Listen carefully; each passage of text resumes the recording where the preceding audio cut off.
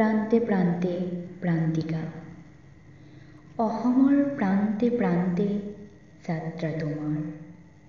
বিভিন্ন প্ৰান্তৰ সাহিত্যৰ বকুল বুটলি, সহস্ৰ সাহিত্যিকৰ সুধা নিগৰি চিৰযুগমীয়া হোৱা প্ৰান্তিকা ই আলোচনী।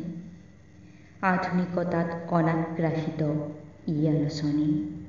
তুমি জোকাৰি যোৱা সমগ্ৰ অসম, উজাৰি দিয়া লানি নিচিগা তোমাৰ মিশ্ৰিত সম্ভাৰ কাব্যৰস।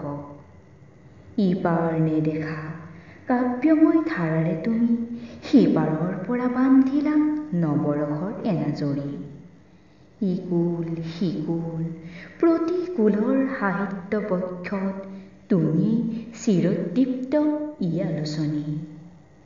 নৱপ্ৰজন্মৰ নৱসলিতাত জ্বলিছে ধিমিক ধামাক ছন্দময়ী বন্তি।